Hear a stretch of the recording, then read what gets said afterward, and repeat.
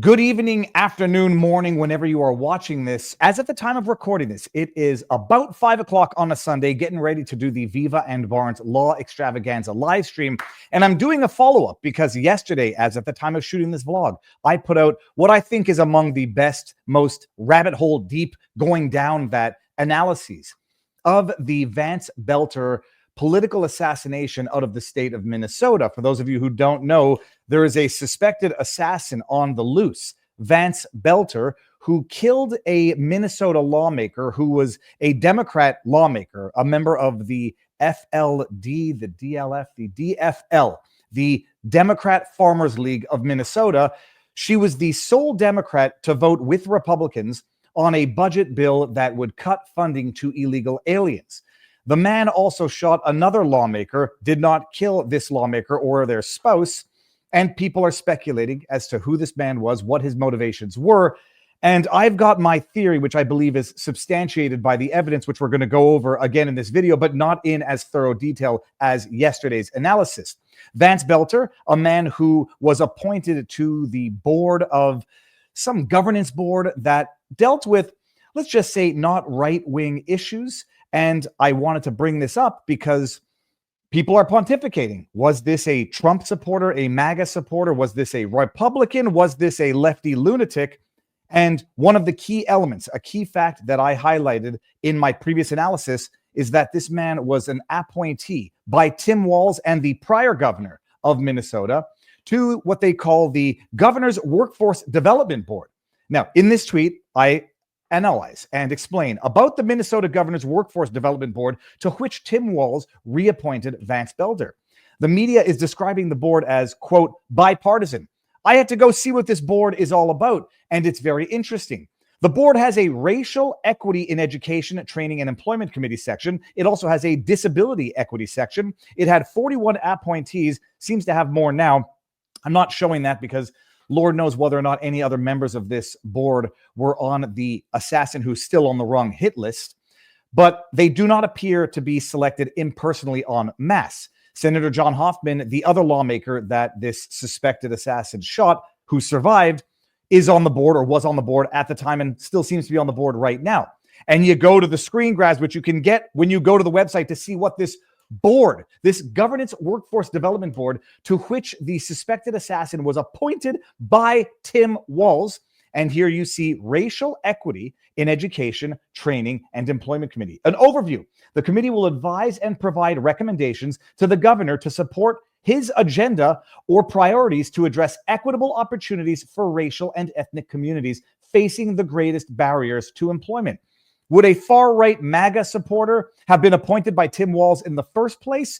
Would he have been appointed to this board, and would he be bringing his far-right MAGA Trump agenda, or might he be someone more politically aligned with the man who appointed him, that being Tim Walz? Then you got the Disability and Equity in Education, Training, and Employment Committee. The committee will advise and provide recommendations to the governor, Tim Walz, to support his agenda, Tim Walz's agenda, or priorities to address equitable opportunities for disabled communities facing the greatest barriers to employment. And now let's take a brief pause from this vlog for a word from our sponsor, The Wellness Company. Are you still feeling off after the COVID jab? You're not alone, and new research backs it up. In a groundbreaking study, Risk Stratification for Future Cardiac Arrest After the Jab, Dr. Peter McCullough highlights an alarming rise in sudden cardiac events among young and previously healthy individuals. His study found that tiny hidden patches of heart inflammation, often missed by doctors, could silently be building up, leading to sudden heart attacks during exercise or sleep.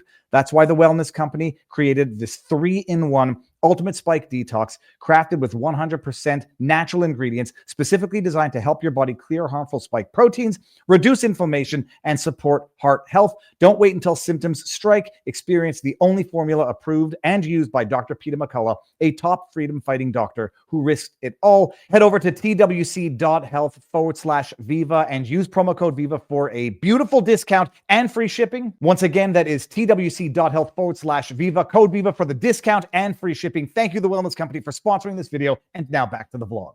And here you have the pull down tab, which explains what's on that Governor's Workforce Development Board, which the suspected assassin was on for the last 4 years, 2019 to 2023. And then after that, he went to the Democratic Republic of Congo to do whatever it was that he was doing out there. Now, interesting fact as well, you're trying to pinpoint ideology, political leanings. It's not just that Tim Walz reappointed this man to put forward and promote his agenda in equitable racial relief in the government workforce, whatever it was. The suspected assassin's wife, forget her name now, Jennifer Boelter, was an intern with Tim Walz in 2010. We talked about that yesterday. And as I'm reading the news of the day today, I read some news that strikes me as suspicious.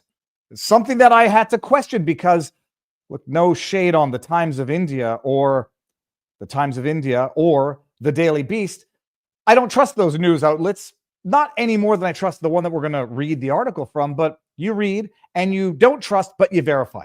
And I wrote earlier today, now it's being reported that Vance Boelter's wife was pulled over and detained and found to have guns, cash, and passports in the vehicle. I'm a little skeptical of both sources, but this is indeed interesting development if true. And here you have Times of India saying Minnesota killings. Why suspected shooter Vance Boelter's wife was driving with weapon, cash, passports.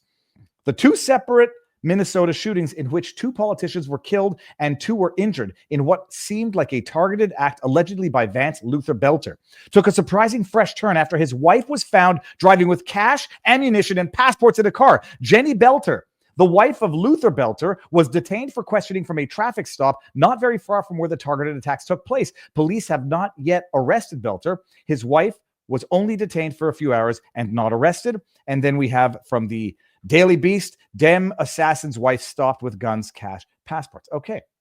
Well, we'll go to the source, which we may or may not find more reliable, but it's Fox. And if Fox is reporting it, whether or not it turns out to be true, at least we can cross our I's and dot our T's in terms of having triple checked a story that I was skeptical of in the first place. Van Boelter's wife in vehicle with cash, passports that was pulled over in Onamia.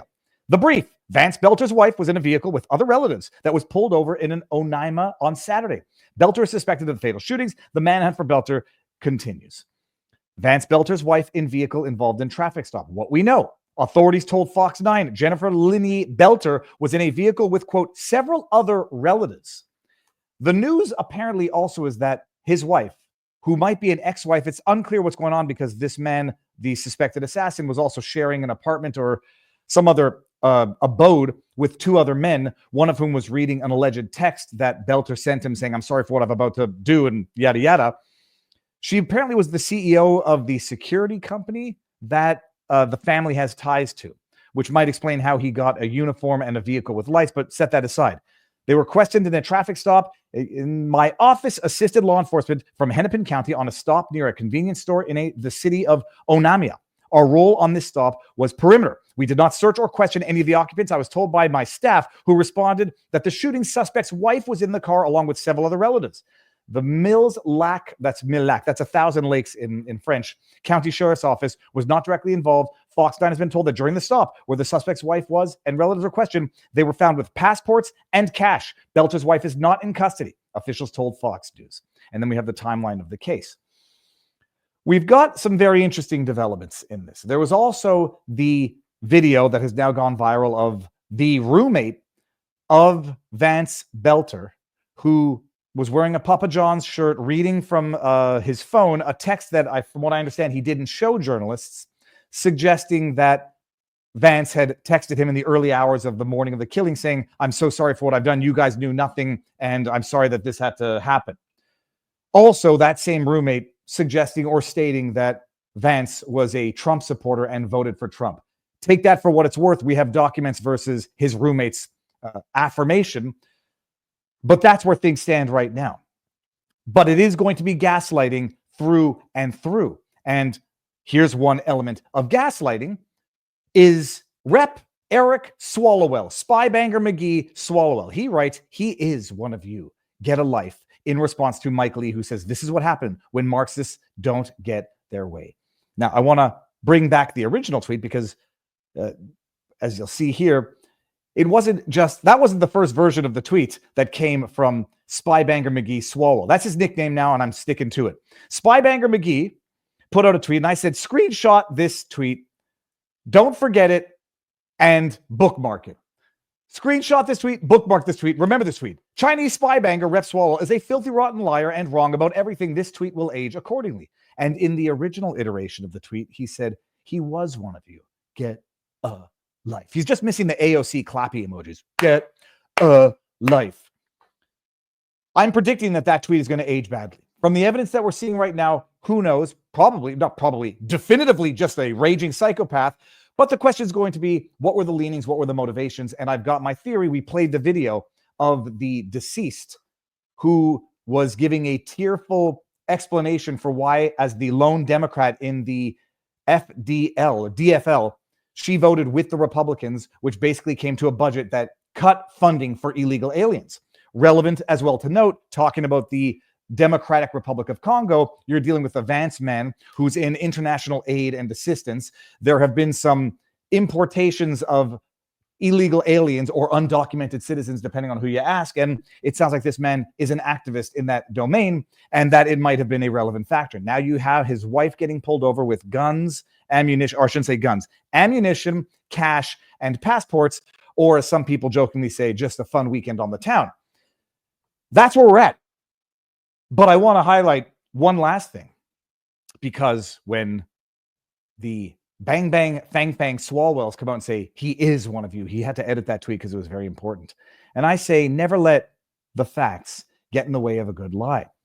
Appointed by Tim Walz to the Workforce Development Board, which focuses on things like racial equity, his wife did an intern with Tim Walz in 2010. He murdered the Democrat lawmaker who had just voted with Republicans to defund illegal aliens. He had, quote, no kings, the no kings pamphlets in his vehicle. Your intelligence matches your choice in women, spy banger, McSwallowell. And then we have the receipts, just so that nobody thinks that I don't have the receipts. But I want to end this by poking a little fun at the peace-loving, tolerant left that scream at the top of their lungs, unhinged lunatics, he couldn't be one of us. We are peace-loving people. My goodness. Do you guys know who Kyle Kulinski is? A nutbag, an absolute bona fide nutbag who, in response to Mike Lee's tweet, Nightmare on Wall Street, writes, you are a disgusting, terrorist-supporting fascist cunt, says Kulinski. You are a disgusting, and it's not even a properly hyphenated terrorist-supporting fascist C-word. That is Kyle Kulinski, the peace-loving left who are so tolerant and so loving that they could never resort to violence if they didn't get their way. It has to be the intolerant far right who work on governance boards for racial equity. That's who it has to be. And whose wife interned with Tim Walz 10 years ago. This looks like a long relationship, a long-standing relationship, to the extent that there's 40, 50 some odd board members who were appointed by Tim Walz, who worked together for years. This was not an appointment en masse where Tim Walz had no idea who this guy was. It looks like they, through family, have known Tim Walz for a decade and a half. Would that make him more likely to be far right or far left? We'll find out. I know where I would put my money. Bottom line, it's an absolute atrocity. It's an absolute tragedy. It's insanity. And they've got to find this guy and they've got to lock this guy up for life, to the extent that it is, in fact, the guy who carried out the crime. There are people online saying that the individual wearing the mask in that surveillance photo looks substantially thinner than Vance in the video footage that they obtained from his property or where he was rooming with these two other guys. There might be explanations for that. I don't know if the ring cam stretches things out so people look skinnier. To the extent they find the person who did this alive, they should hold him in jail for the rest of his life, period. I know some people would go with a more severe punishment, but that's that. That's the latest update as at 5:06 on a Sunday afternoon. I've got to get ready for the Viva and Barnes Law for the People Sunday night show. If you're still watching and you haven't subscribed and you haven't turned on notifications, I don't know how much more value and information I have to give you to do that one easy free step. Go down there and hit it. If you want to support the work that we do, Viva and Barnes Law for the People is at vivabarneslaw.locals.com. But snip, clip, share, turn on notifications, drop a comment in the comment section. And now you know your vlog peeps. I shall see you in a few minutes on the Sunday night show.